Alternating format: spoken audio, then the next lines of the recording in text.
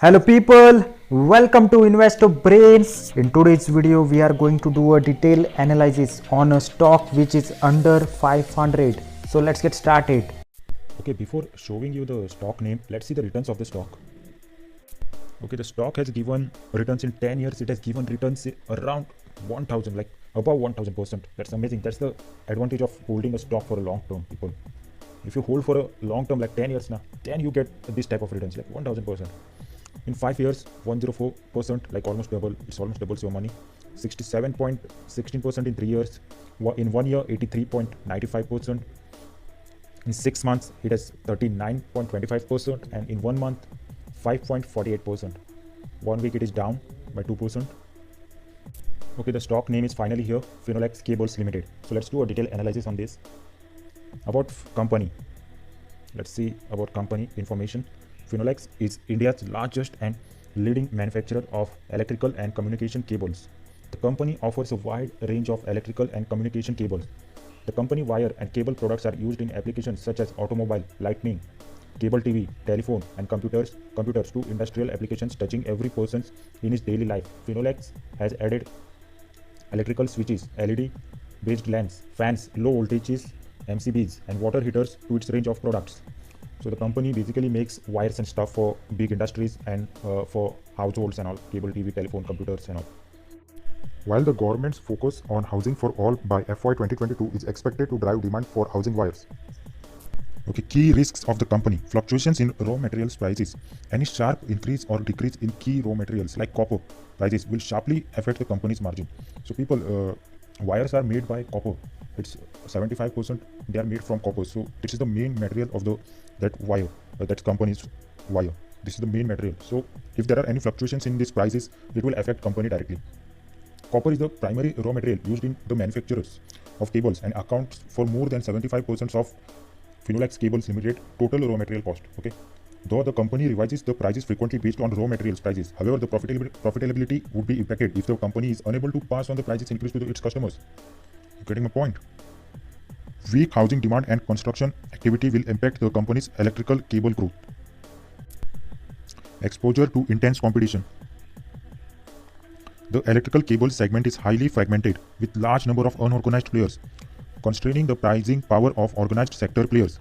Finolex Cables Limited also faces competition from organized sector players such as Havells, Polycab, and K Industries. Crystal believes that though the domestic electrical market is becoming more quality conscious, competition from organized and unorganized players in the market may impact Finolex Cables' operating profitability. Besides wide variety of wires and cables, okay, the company is also manufacturing lighting products, electrical accessories, switchgear, fans, and water heaters. The company has manufacturing facilities at Pimpri and Urst in Pune, and as well as Goa and Uttarakhand. The company has over the years established its reputation as an innovative leader and quality manufacturer by continuously upgrading technology, modernizing manufacturing facilities, and maintaining the highest standards of quality and services. So the company also manufactures electrical accessories like switchgear, fans, water heaters, and all stuff. So company's business area of the company. Okay, the company is principally engaged in the manufacturing of electricals, cables, communication cables, and other electrical appliances. Its products includes wires and cables, optical fiber cables, switches, LED lights, fans, MCB, water heaters. So let's see fundamentals of this stock. Let's see some fundamentals of this company. Market cap of the company is 7,822 crores, as you can see on your screen. Stock P. Stock is currently trading at a P of 27.6. Return on capital employed is 13.8%. Current price is 512, around 500. Book value 193. Book value is like nice. ROE 9.98%. High and low you can see over here. High was 548 and the low was 256. Dividend yield 1.08%. That's good. Face value is 2. Pros and cons of the company. Company is almost debt free. Yeah, it is almost debt free. The company has negligible debt, like very little. The company can pay off it easily. So the debt is no issue of debt. Company has been maintaining a healthy dividend payout of 23.55%. That's a good point. Cons of the company, that is disadvantages. The company has delivered a poor sales growth of 3.24% over the five years. Company has low return on equity of about 13.35% for last 3 years. So these are disadvantages of the company. The profits, the sales of the company are not growing. So people invest in this company with caution. Please do research and then invest. Don't invest very big amount in this company because the company's sales are down since 5 years. So investing a large amount is like foolish thing to do. And don't put all your eggs in one basket. You all know that, man. You can see peers of this company: Polycab India, K Industries, Universal Cables. As you can see over here, the P of Polycab India 33.62, Finolex Cables, as you all know, 27.65, K Industries 24.07, Universal Cables 9.89. This has the lowest P around these peers. And Dynamic Cables. We'll do analysis of these stocks also, but we are analyzing now Finolex, so we'll focus on that only. You can see the market cap. By market cap, Polycab has the highest market cap. We'll analyze these stocks too later, tomorrow maybe. Let's see quarterly results of the company. In June 2018, the sales were 791, then 714, 750, 823, and in March it has 921. Due to COVID, it is low. We can understand that, but still, the company's profits are not growing. Sales are not growing at that very highly. Let's see further. Okay, let's see profit and loss statement. Okay, let's see. We have data from 2010. People, you all can go on Screener and check this. Okay, sorry for that. You all can go on screener.com and check this data. Sales from 2010, it was 1,619, and now in 2021 it is 2,768. So almost double in 10 years sales. So sales are growing, but here on here they are not growing at that speed. But if you'll take some large extent of years, they are growing. Okay, we'll see data from 2016. Earlier in 2016, it was 2,360, then 2,445, then 2,815. In 2019, it was 3,000. Wow. In March 2020, 2,877, and in March 2021, 2,768. In this pandemic, also the sales are like stable. The sales have not gone down. The sales are stable. That's a good point. The company has potential to grow in future because as the housing industry grow, as development industry grow, this company has future. So this company has future to grow in future. Sorry for that. Net profit of the company in 2008, it was, we'll not see that. You all can see, but 58 it was earlier. Now it is 283, and we'll see the data from 2016. It was 249, then 316 crores. These figures are in crores public. Then 358, 344, then 402, then 283. The profit has gone down actually due to Corona. Okay, let's see the earning per share of the company. Earlier in 2010, it was 3.77 rupees, then 568, then 642, and we'll directly see of 2016, it was 20 rupees, then 23, then 22 again, then 26, and now it is 18. We can understand this due to this is due to pandemic.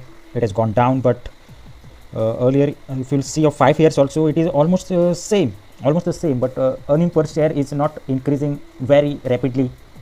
But this company has potential to grow in future. Look, analyze this company on the basis of future, because in past the sales are literally down, but in future may grow. So invest with caution and invest a small amount first, then see. Don't invest directly. This is my advice to you guys. This is not a buying recommendation.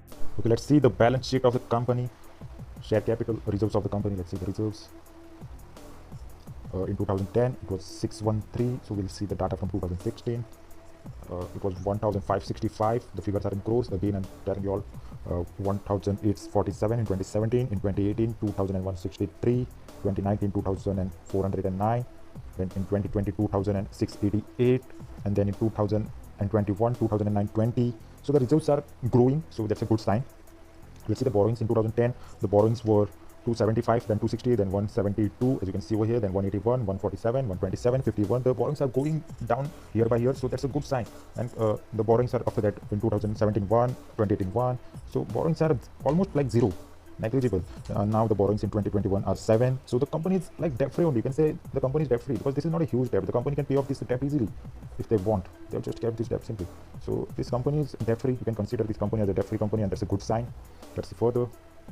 Total assets of the company, currently it is 3,252. In 2020 it was 3,012. In 2018 it was 2,769. The assets are also growing. That's a good sign.